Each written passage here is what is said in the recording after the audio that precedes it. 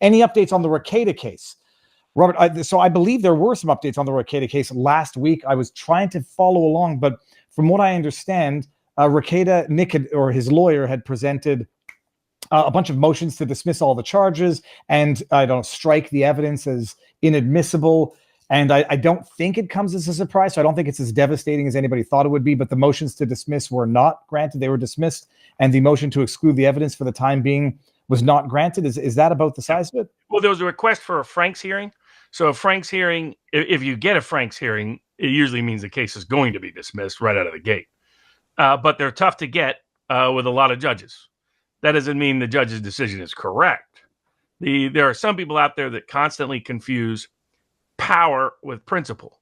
So the fact that judge says something tells you nothing about the law. It tells you what people in power do, but it doesn't tell you anything about principle. So some of these same people that celebrate the exercise of power in this case, I think wrongly denying a Franks hearing, they are the same people who would condemn such power when it's been utilized against Trump, for example. Do you think the New York was Judge Engoron right? It's what according to the logic of some of these people, if the judge says it, that must be the law.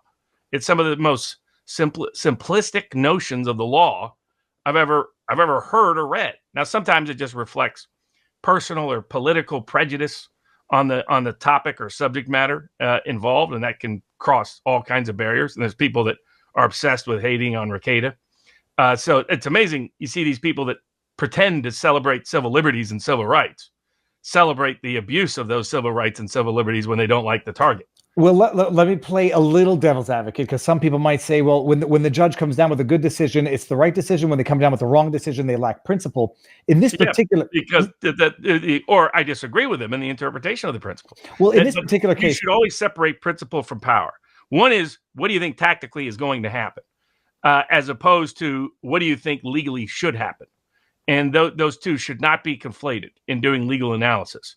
And there's a tendency in the legal academy to conflate them, because what it will do is reduce it. It makes objective truth subject to subjective power. And when you do that, you no longer have objective truth. You no longer have an objective principle. The law is supposed to be, the idea of it is that there's an objective truth that we're seeking to discover as advocates, as jurists, as jurors, etc. Not that it's subjective, that it's subject to subjective whim or interpretation.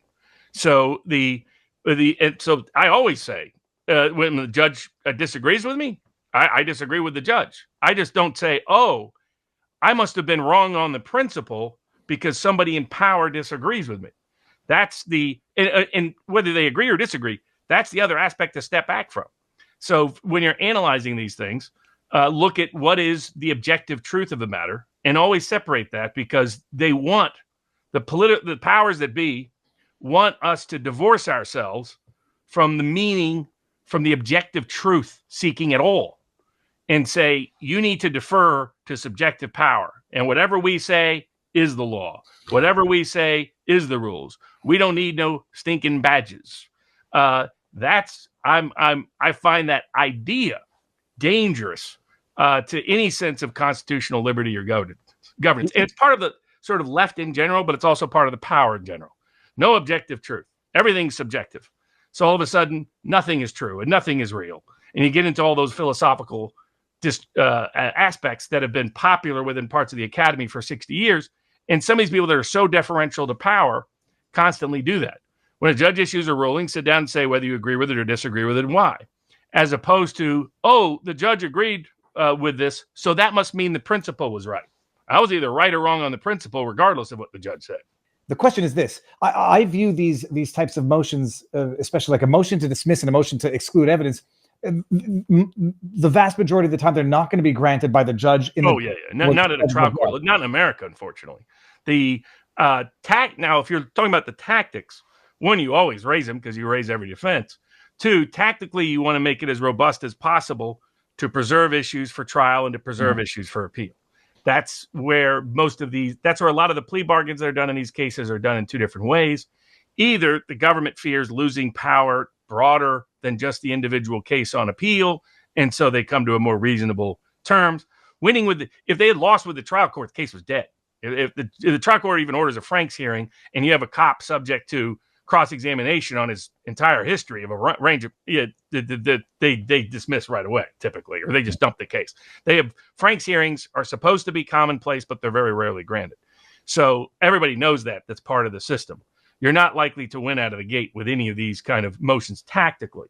I disagree with that as a matter of principle, because our courts are way too deferential to power, and they don't meaningfully enforce, in criminal defense cases especially, our civil rights. That's why I talked about the Eighth Amendment and P. Diddy and Ghislaine Maxwell and Jeffrey Epstein and Sam Bankman-Fried. These political cases where they know the person's disliked, and most criminally accused are going to be publicly disliked, they know they get away with eviscerating our constitutional rights and liberties. And these people that celebrate that because they don't like the individual, whether that's Nick Rekieta or whether that's Sam Bankman-Fried, doesn't matter who it is, that's it. That's how you lose your constitutional rights and liberties. Another way you lose it is by confusing objective truth with subjective power, with principle with power. Don't make that confusion. You may be right or wrong on your interpretation of the principle, but never defer to power to who is right as to what the truth is as to a principle, because that's how power gets away with a lot of bad stuff. I heard the news. Some people might want to frame it as a massive defeat for Rekieta. I presume that these motions were never going to get granted in the first place. So it's, they're going to take long shots. I mean, you take the long shot up front and then you just keep taking the shots. Mm-hmm. But it clearly established a robust basis because the government had to take time to issue a different reply. They didn't want to do a straight oral argument out of the gate.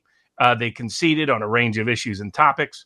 So if you're in the government, you've got a long fight. The smart thing for them to do, given the low significance, frankly, of this case. I know some people climb the walls because they get really upset over people allegedly using certain unapproved drugs. I find more objectionable people that kill people with legally authorized drugs.